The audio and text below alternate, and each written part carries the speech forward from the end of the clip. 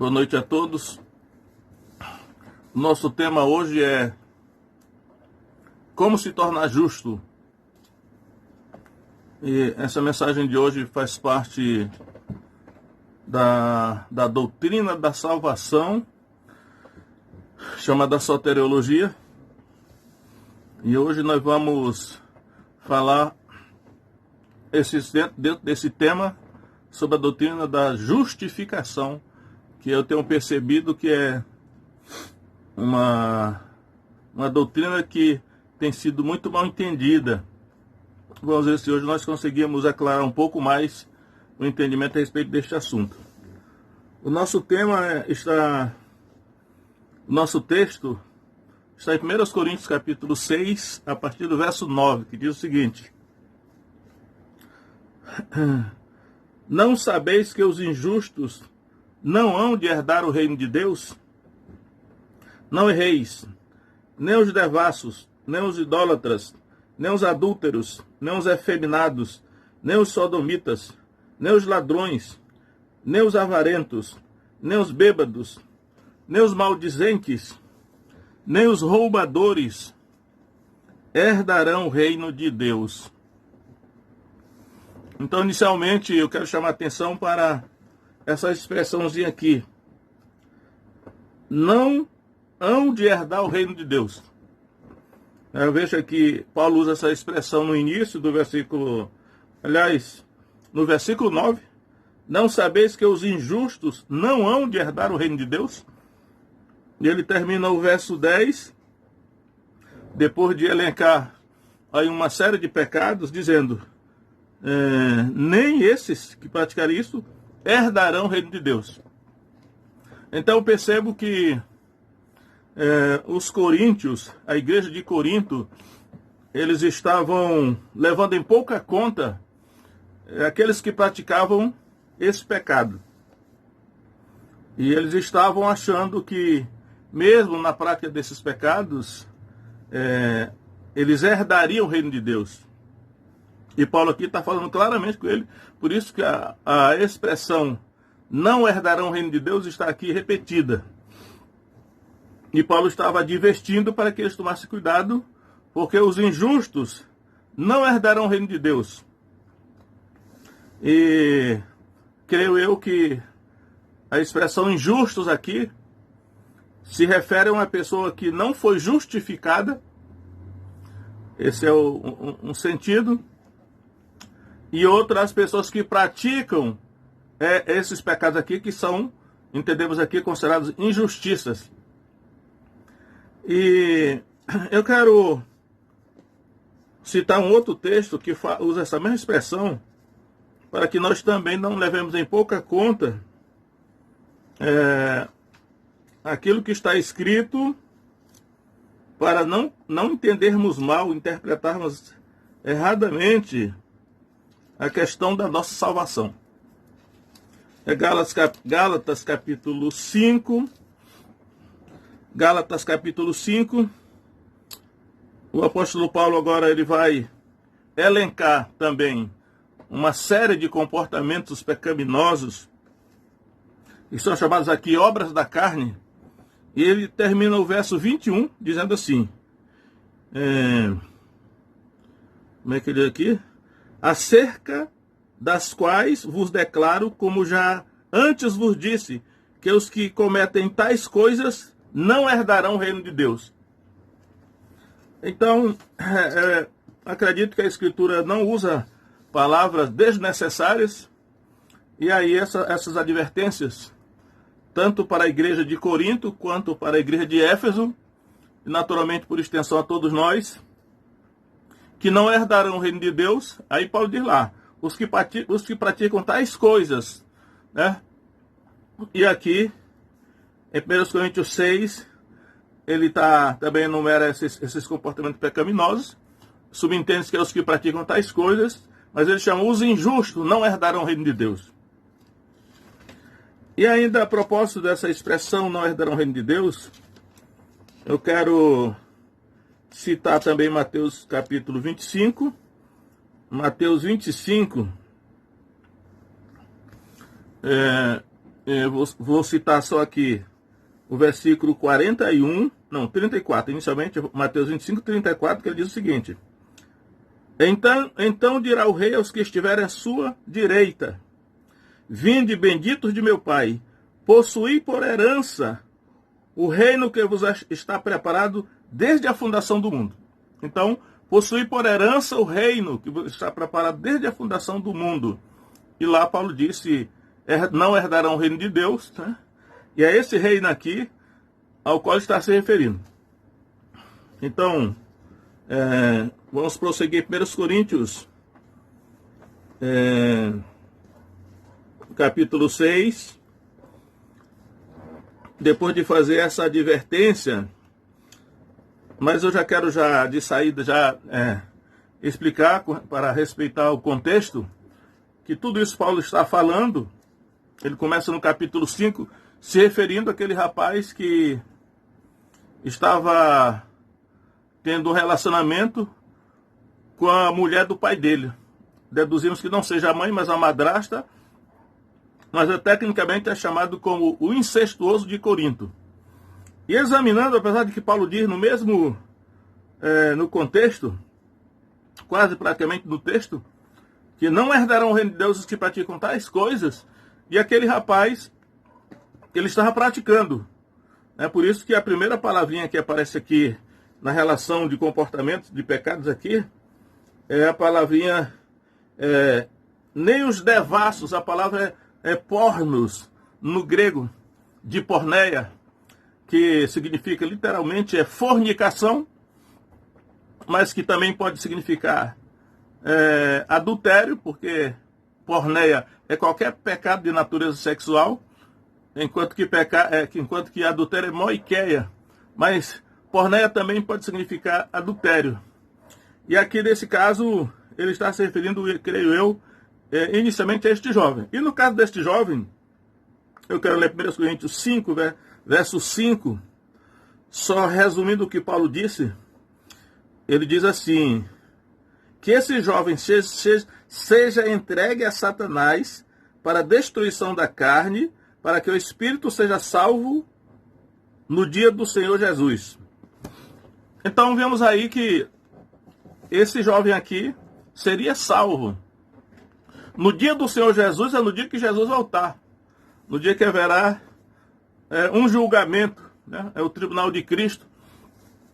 Porém, o castigo temporal que esse jovem sofreria em decorrência do seu pecado sem arrependimento seria ser entregue a Satanás, que, lembrando dos filhos de Jó, Satanás iria matar esse jovem, talvez por meio de uma doença incurável, de um acidente, coisa semelhante. O certo é que Satanás teria esse jovem à sua disposição para fazer com que ele o que quisesse. Isso seria o juízo temporal, embora ele fosse salvo no dia do Senhor. Então, a guisa de explicação, e para ser fiel ao texto, precisamos fazer essa consideração.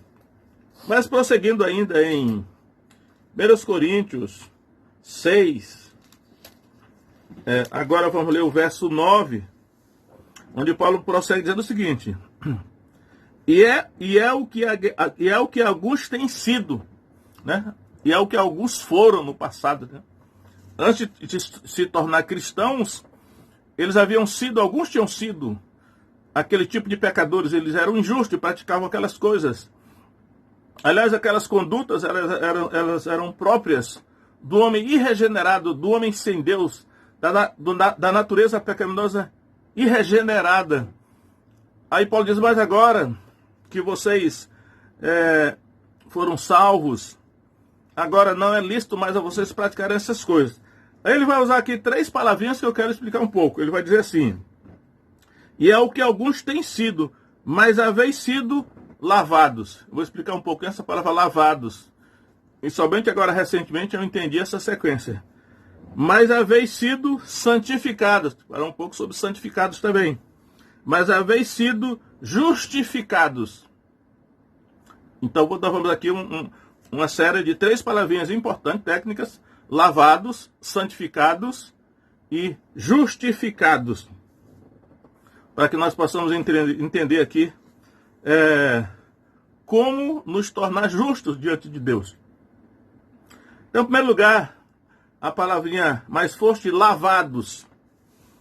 Hoje eu creio que essa palavrinha significa o batismo, né? O batismo, lavados, né? Eu não entendi, eu achei até que Paulo tinha investido a ordem da conduta, do rito da salvação, mas percebo que realmente a Bíblia é a palavra de Deus porque ele colocou a ordem certa. Então, a primeira coisa é haver sido lavados. Lavados é o batismo.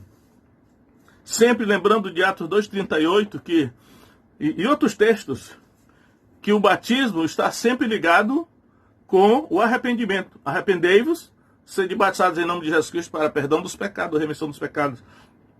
Então, pressupõe-se que esse batismo nas águas, que pode ser um ato meramente mecânico, unilateral, da parte do ser humano, e pode não significar nada se ele não for o resultado do arrependimento que o Espírito Santo já provocou nele, convencendo essa pessoa do pecado, da justiça e do juízo, como Jesus também falou. Então, eu quero citar alguns textos aqui em abono a essa tese de que o lavados aqui se representa o batismo. E o primeiro texto que eu quero citar é Atos 22, 16. Atos 22, 16, quando Ananias ele vai ao encontro de Saulo, quando ele, 3 dias após ele ter tido aquele encontro com Jesus no caminho de Damasco. Então Ananias vai dizer o seguinte, em Atos 22, 16, para Saulo: "E agora, por que te detens? Levanta-te e batiza-te e lava os teus pecados, invocando o nome do Senhor." Olha, lava os teus pecados.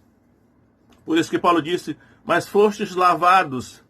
O lavados é o batismo nas águas.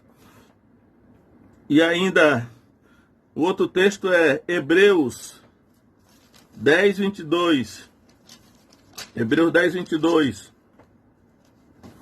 Hebreus 10, 22, onde aparece a expressãozinha lavados, diz assim: "Cheguemo-nos com verdadeiro coração, em inteira certeza de fé, tendo os corações purificados da má consciência e o corpo lavado com água limpa." Aqui ele especifica bem, o corpo lavado com água limpa. Creio eu que está se referindo ao batismo, porque o que é lavado com água, e aqui ele acrescenta o adjetivo limpa, é o corpo, como ele está dizendo aqui. Isso, creio eu, se refere ao batismo. E quero citar também um texto do Antigo Testamento, porque apesar de estar no outro contexto, mas levando-se em conta a questão da contextualização, podemos usá-lo como texto de prova também. Segundo livro dos Reis, né? Segundo livro dos Reis, capítulo 5, a partir do verso 2, por assim dizer, o batismo de Naamã, mas só para chamar atenção para o fato que a palavrinha lavados aparece aí. Então vamos ver lá. Eu vou citar só alguns versículos. Segundo livro de Reis 5, verso 10. "Então Eliseu lhe mandou um mensageiro dizendo: Vai e lava-te 7 vezes no Jordão, e a tua carne te tornará, e ficarás purificado." Eu quero chamar a atenção para o lavar, mas o resultado da lavagem é a purificação. Naturalmente aqui, em primeira mão, do corpo, né? Lavar do corpo com água limpa, Hebreus diz. E aí, sabemos que Naamã vai retrucar. Eu vou saltar o verso 11, vamos para o verso 12. "Não são porventura Abana e Farpá, rios de Damasco, melhores do que todas as águas de Israel? Não me poderia eu lavar neles e ficar purificado?" Lavar nele, lavar. "E voltou-se e foi-se com indignação." E aí os servos dele argumentam com ele, e o verso 13 termina dizendo: "Quanto mais dizendo-te ele, lava-te e ficarás purificado." Lavar, né? E aí diz aí: "Então desceu e mergulhou no Jordão 7 vezes, conforme a palavra do homem de Deus, e a sua carne tornou como a carne de um menino e ficou purificado. Então, a associação aí da lavagem no Antigo Testamento, temos que contextualizar e transpor para a linguagem do Novo Testamento, mas eu creio que esse ato de lavar aí se identifica com o batismo. Por isso que Paulo disse em 1 Coríntios, né? Apesar de que vocês no passado foram esse tipo de pecadores, mas foste lavados, batismo nas águas. Mas aí ele em 1 Coríntios 6, 11, ele diz, também acrescenta, mas haveis sido santificados. E aqui, os santificados aqui, creio eu, ele significa o recebimento do Espírito Santo, né? Como eu vim argumentando antes, sobre os 3 fatores da salvação, que é o arrependimento, o batismo em nome de Jesus Cristo para perdão dos pecados, remissão, e o terceiro, recebereis o dom do Espírito Santo. Ao receber o Espírito Santo é que acontece esse fato de foste santificados. Então, o foste santificado representa o receber o Espírito Santo, que algumas vezes é chamado de batismo no Espírito Santo. E observe que isso é muito esclarecedor, pelo menos para mim foi, porque só recentemente o Espírito Santo me mostrou isso, de que como o batismo do Espírito Santo, ou se receber o Espírito Santo, está incluído nessa doutrina da salvação. Então eu quero citar em abono a essa tese, primeira carta de Pedro, primeira carta de Pedro,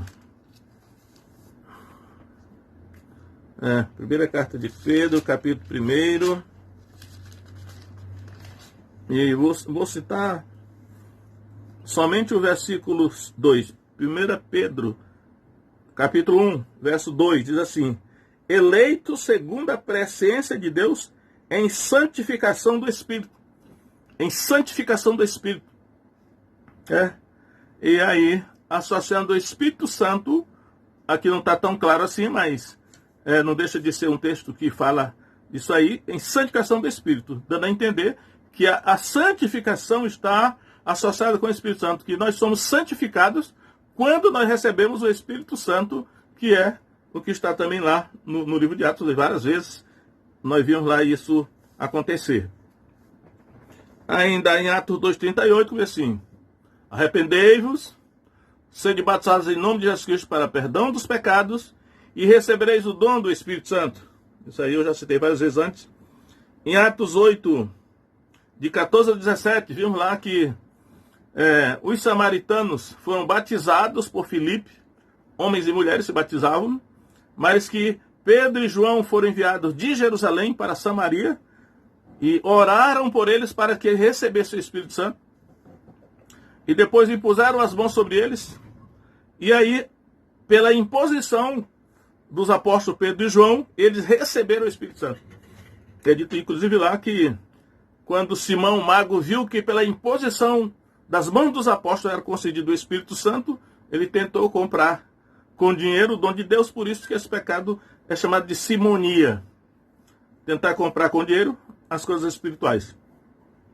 Mas sempre para chamar a atenção desse fato, de que eles foste lavados, batismo nas águas, foste santificados, o recebimento do Espírito Santo.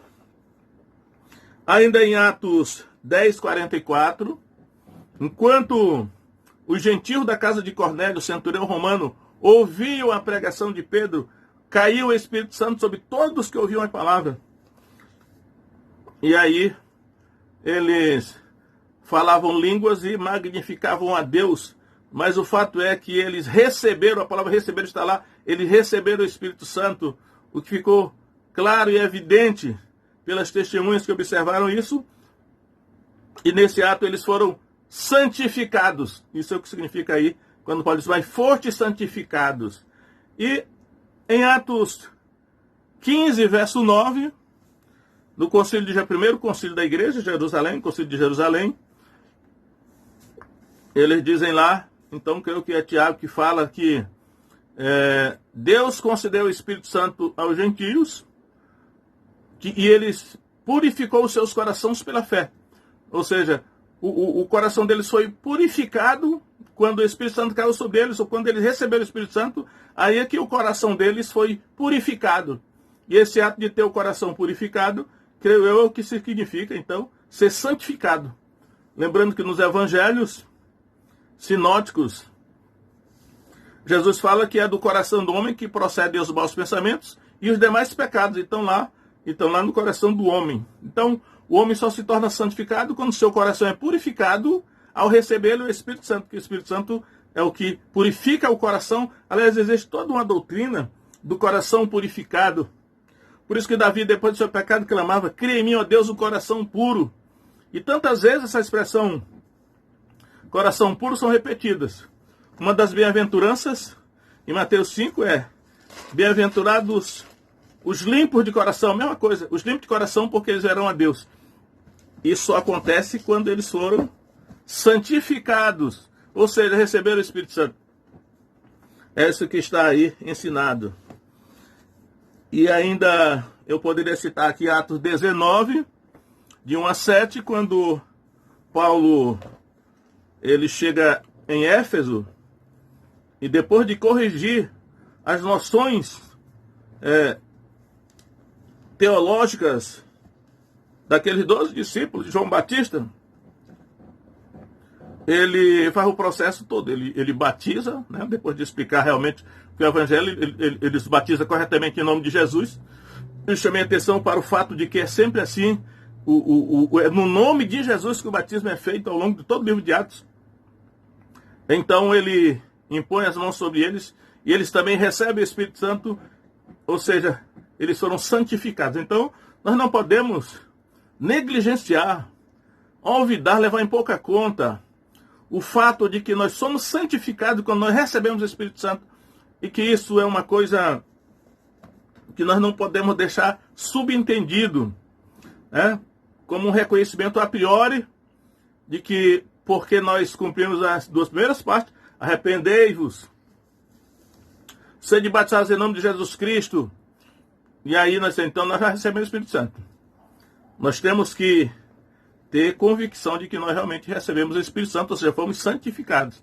Porque, creio eu, observando mais uma vez aqui, 1 Coríntios capítulo 6, que quando Paulo diz: mas foste lavados, apesar de que vocês eram pecadores antes, foste lavados no batismo, foste santificados. E aí ele acrescenta, a terceira palavrinha: mas haveis sido justificados. Agora apareceu a palavrinha: foste justificados. E aqui é onde eu queria chegar com mais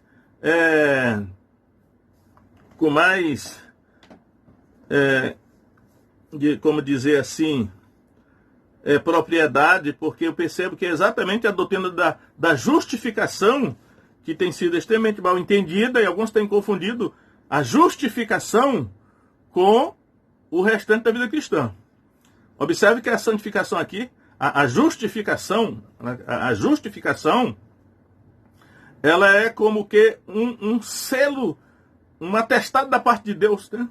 Essa pessoa, ela foi justificada quando o Espírito Santo sela com o Espírito, quando Deus sela com o Espírito Santo, para dizer que é Jesus que sela com o Espírito Santo alguém, é o selo de autenticação. Ele coloca o selo de que aquela pessoa está justificada.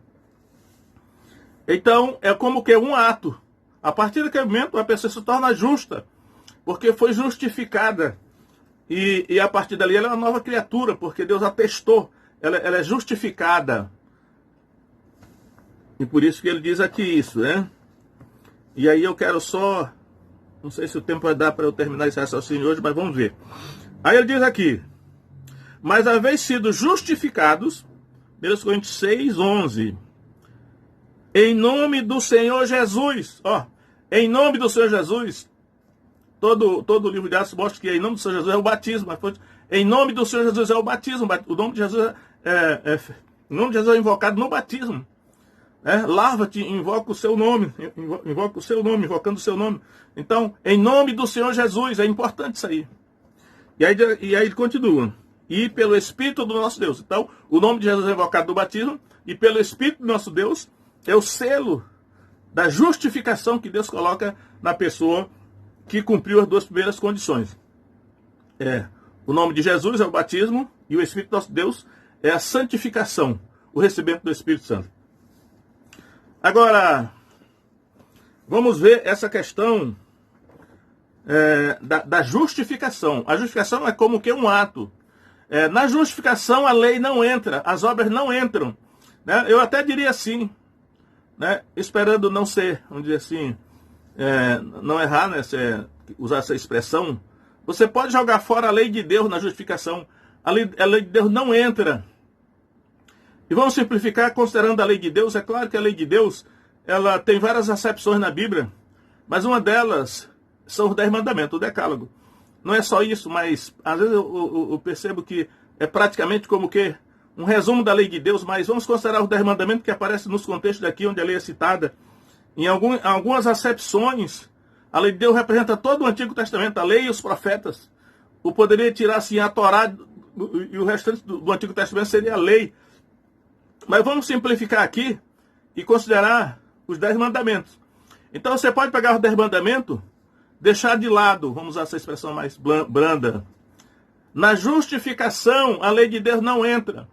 As obras não entram. Por quê? Porque a justificação é pela fé. Por isso que alguns têm entendido que a justificação é de qualquer maneira, mas não é. O rito da justificação é arrependimento, batismo em nome de Jesus, e aí a pessoa recebe o Espírito Santo, só então ela está justificada. E, todavia, uma vez que a pessoa foi justificada, agora ela vai pegar a lei, agora ela vai pegar a lei de Deus, porque Deus é muito coerente. Um pecador não tem condição de cumprir a lei de Deus, porque a lei é espiritual. Paulo diz, a lei é espiritual, mas vós sois carnais. O ser humano está escravizado, não tem condição de cumprir a lei de Deus. E, deixa eu ver aqui se vai dar tempo aqui. Onde aparece essa expressãozinha justificação? Romanos 5:1. Sendo, pois, justificados pela fé, temos paz com Deus por nosso Senhor Jesus Cristo. Justificados pela fé. Romanos 3:20. Um pouco, Romanos 3:20. Diz aqui. Por isso, nenhuma carne será justificada diante dele pelas obras da lei, porque pela lei vem o conhecimento do pecado. E 3:24, Romanos 3:24. Sendo justificados gratuitamente pela sua graça, pela redenção que há em Cristo Jesus. 3:28. Concluímos, pois, que o homem é justificado pela fé sem as obras da lei. Por isso que eu disse, na justificação a lei não entra. Mas uma vez que nós fomos justificados, agora pega a lei de volta. Mas eu vou explicar como, né? Eu vou ter que saltar alguns textos aqui. Por isso eu vou lá para Mateus capítulo 5. E Mateus capítulo 5, a partir do verso 17. Mateus 5:17, olha só. Não cuideis que vim destruir a lei ou os profetas. Não vim abrogar ou abrogar. Expressão latina, técnica, jurídica, praticamente revogar. Não vim revogar, mas cumprir. E aí eu tenho que ter cuidado com a questão da honestidade intelectual, porque eu observo, tenho visto alguns dizer assim, Jesus disse, não vim destruir a lei. Olha aí, Jesus não veio destruir a lei. E de fato não veio, mas só que eles deixam às vezes de ler todo o texto. Não vim destruir a lei e os profetas. A lei e os profetas é um termo técnico muitas vezes para servir a todo o Antigo Testamento. Mas cumprir, eu venho cumprir. Jesus não veio destruir a lei e os profetas, ele veio cumprir. Aí ele continua, porque em verdade vos digo que até que o céu e a terra passem, nem um jota ou um tio se omitirá da lei sem que tudo seja cumprido. Às vezes quando Jesus disse está consumado lá na cruz, me dá a impressão que ele disse cumprir. Ele veio cumprir a lei. Aí eu quero explicar esse versículo aqui, 19, porque ele é muito importante. Veja só, o verso 19. Qualquer, pois, que violar um destes mais pequenos mandamentos, e aqui pelo contexto nós vamos ver que ele está se referindo quase que especificamente aos 10 mandamentos, porque ele vai dizer depois assim, ouviste o que foi dito aos antigos, não matarás, depois ele, não adulterarás, depois não darás falso testemunho contra o teu próximo. Ele vai citando a segunda tábua do decálogo, dos 10 mandamentos, mas é claro que depois ele coloca outros tipos de mandamento também. Mas vamos raciocinar isso aqui. Se ele estiver se referindo só aos 10 mandamentos, porque eu vos digo que se a vossa... Não. Qualquer, pois, que violar um destes mais pequenos mandamentos. Você vê há mandamentos maiores e mandamentos menores. E a minha opinião é que os 10 mandamentos, eles estão numa ordem de importância crescente. Aliás, decrescente. O mandamento mais importante é o primeiro. Não terás outros deuses diante de mim. E depois, né, não farás para ti imagem de escultura, nem figura alguma, do que é em cima do céu, nem na terra, nem nas águas debaixo da terra. E vai. Portanto, se tomarmos dessa acepção, o menor mandamento seria o 10º, que diz assim, não cobiçarás. Então Jesus está dizendo, qualquer, pois, que violar um destes mais pequenos mandamentos, e assim ensinar aos homens, será chamado menor no reino dos céus. Chama atenção para o fato seguinte, ele não disse aqui, aquele que violar um destes mais pequenos mandamentos, perderá a salvação. Não falou isso não. Observe que esse que violar um destes mais pequenos mandamentos, não perderá a salvação, mas será chamado menor no reino dos céus. Por que ele não perderá a salvação? Apenas é uma questão de status no reino de Deus, perderá a importância dentro do reino, mas ele continuará dentro do reino de Deus. Porque ele não foi salvo, nem entrou no reino de Deus guardando mandamentos. Ele foi salvo, ele foi justificado, entrou no reino de Deus quando ele creu. E ele creu quando ele obedeceu as condições da salvação, que é arrependimento, batismo em nome de Jesus, e ele recebeu o Espírito Santo. A parte de receber o Espírito Santo é Deus que dá, é Jesus que batiza, ele que decide. Isso é a hora dele, é dele aí. Então, aí ele diz, aquele, porém, que é os cumprir os mandamentos e ensinar, será chamado grande no reino dos céus. Então, esse versículo é importante, porque esclarece que a quebra ou a guarda dos mandamentos não implica nem ganhar a salvação, nem perder a salvação. Mas implica em que a pessoa perderá status dentro do reino de Deus. Ela será o maior ou menor dentro do reino de Deus, na medida em que ela cumpre os mandamentos. Porque a guarda dos mandamentos não tem a ver com a salvação, porque a salvação é pela fé. Mas ela sofrerá prejuízo, como tal, sofrerá prejuízo, né? O que mais aqui? Dando essa explicação, eu quero ainda citar Hebreus capítulo 10, que é importante. Hebreus capítulo 10. Não, capítulo 8. Hebreus capítulo 8. Eu já estou concluindo, mas quero dar essa explicação. Hebreus capítulo 8.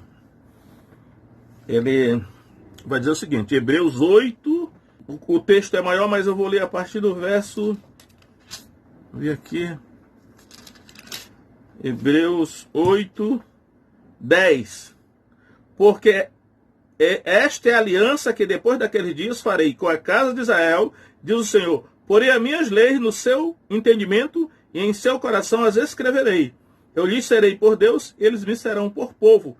E não ensinará cada um ao seu próximo, nem cada um ao seu irmão, dizendo, conhece ao Senhor, porque todos me conhecerão, desde o menor até o maior. Ou seja, essa nova aliança que Jeremias 31 fala, que Hebreus agora repete, colocarei as minhas leis em seu entendimento, as escreverei em seus corações. Então, é o Espírito Santo agora que vai colocar a lei de Deus no nosso entendimento e no nosso coração. Por isso que, ao ser justificados, nós devemos agora procurar guardar a lei de Deus, não para ser salvo ou deixar de ser salvo, na medida em que nós guardamos ou deixamos de guardar a lei, mas creio que, como disse lá em Mateus, para conseguir status dentro do reino de Deus, né? Não pode jogar a lei fora nesse sentido aí, ainda que não esteja mais debaixo da lei. Depois essa figura vai ser usada em Gálatas. Paulo diz, antes que viesse o Evangelho, nós estávamos guardados debaixo da lei, que é chamado lá de aio, ou pedagogos. Mas depois que veio o Evangelho, Jesus veio, já não estamos debaixo de aio, porque a lei nos serviu de aio, pedagogo, para nos conduzir a Cristo. Então, não estamos debaixo da lei. Mas o caráter de Deus não muda. Então, Sede imitadores de Deus como filhos amados. Nós devemos sim procurar guardar a lei, pelo menos nesse sentido moral. Nesse sentido moral. Como o Hebreus aqui está dizendo, ele vai escrever nos nossos corações, né? E para concluir mesmo, eu quero ainda citar 2 Coríntios capítulo 3, onde ele vai usar a mesma expressão de escrever a lei nos corações. Observe como ele diz aí. 2 Coríntios 3, verso 2. Vós sois a nossa carta, escrita em nossos corações, conhecida e lida por todos os homens, porque já é manifesto que vós sois a carta de Cristo, ministrada por nós e escrita, não com tinta, mas com o Espírito do Deus vivo, não em tábuas de pedra, mas em tábuas de carne do coração. Naturalmente, ele está aqui traçando um paralelo entre a outorga da lei no Sinai, onde Deus escreveu os 10 mandamentos em 2 tábuas de pedra. E aqui ele está falando que na nova aliança, no Novo Testamento, o Espírito do Deus vivo que escreve em tábuas de carne do nosso coração a sua lei, ou a nova aliança. Né? E é por Cristo que temos tal confiança em Deus, porque não somos capazes por nós de pensar alguma coisa, como de nós mesmos, como a nossa capacidade vem de Deus, o qual nos fez também capazes de ser ministros de uma nova aliança, não da letra, mas do Espírito, porque a letra mata, mas o Espírito vivifica. Se o ministério da morte gravado com letras em pedras veio em glória, de maneira que os filhos de Israel não podiam fitar os olhos na face de Moisés, por causa da glória do seu rosto, a qual era transitória, como não será de maior glória o ministério do Espírito? Então, essa conciliação entre a salvação pela fé, foste justificados. Foi justificado é um ato agora. Depois de cumprir o rito da salvação, agora você foi justificado ao receber o selo do Espírito Santo. Agora, a lei de Deus vai ser escrita em nossos corações pelo Espírito Santo. Por isso que alguns têm fazem essa confusão. Então agora que eu estou salvo, eu posso quebrar os 10 mandamentos, quebrar a lei de Deus? Não. Mas agora nós estamos capacitados a cumprir a lei de Deus, porque o Espírito Santo vai habitar em nós. Sem o Espírito Santo ninguém pode cumprir a lei de Deus, porque a lei é espiritual. Mas com o Espírito Santo habitando em nós, podemos. E se quebrarmos ou cumprirmos o que sabemos cumprir, vai ter prejuízo dentro do status de cidadão reino de Deus. Mas isso nós não conseguimos ser justificados por guardar mandamentos. Né? E não vamos perder a salvação se quebrarmos o mandamento. O jovem lá em 6 de Corinto receberia o castigo sendo entregue a Satanás, mas o Espírito seria salvo no dia do Senhor. Está coerente, então, com esse restante do ensino que transparece aqui na Escritura. Então, eu acredito que o assunto é um pouco complexo, as pessoas que não estão familiarizadas com essas expressões talvez tenham dificuldade de atender, mas de repente, através de outros textos, eu vou ter a tocar neste assunto para, quem sabe, alguns possam entender melhor. Por hoje vamos parar por aqui. Deus abençoe vocês em nome de Jesus.